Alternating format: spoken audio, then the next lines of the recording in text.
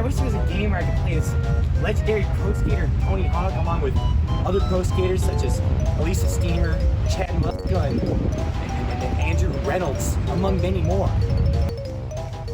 Oh.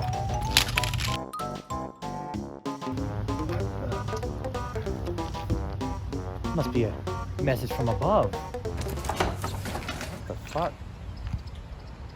What the fuck? If you have an IQ level that's higher than a fetus, then you should know that the THPS series of games, along with Thug 1 and 2 and American Wasteland, are just some of the best games of all time. And with the surprise announcement of the THPS 1 and 2 remake being announced for later this year in September, I thought, hey, what better time than now to take a look at the game that started it all? Tony Hawk's Pro Skater, you know, because it's the first one. It's the one that started it all. Alright, I'll just cut. Skateboarding in the 90s and the early 2000s was a huge ass phenomenon. Like, when I say huge, I mean huge. 7.5 inches long huge if you catch my cold. One of the average sizes of a skateboard.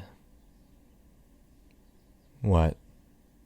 Oh, you thought I was talking about dick. So it's common sense that there would be eventual skateboarding video games, and there had been some in the past, like Skate or Die and, yeah, some dog shit, but nevertheless, Activision took one look at the skateboarding craze and like the money-grubbing little pieces of shit they are.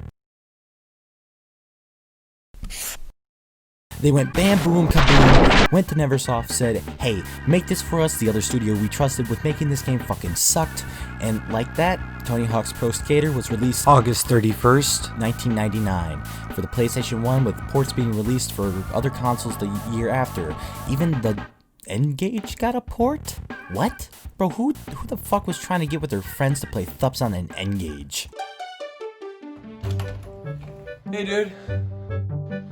Hey dude, what's up? Did you bring Pro Skater? I did. I got it on my N-gage. Isn't that exciting?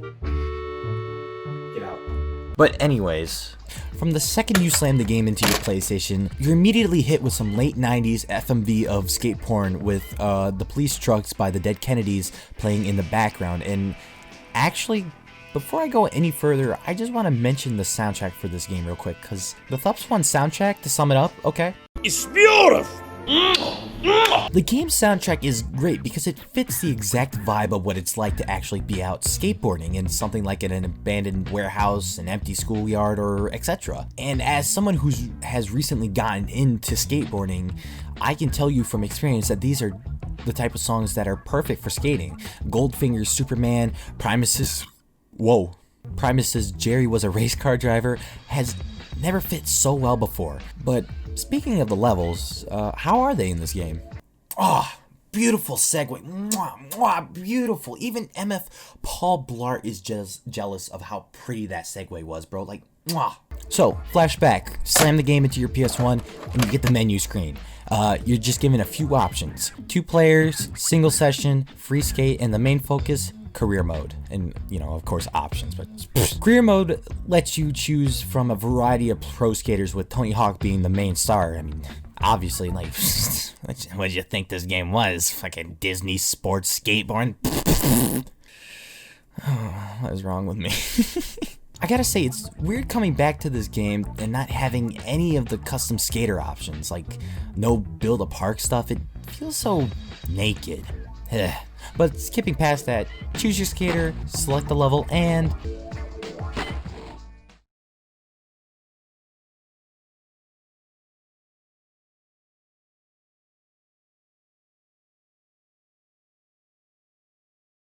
bam, you're in.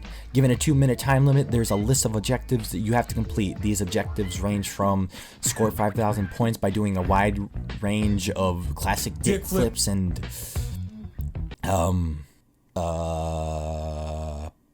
the booby big spins.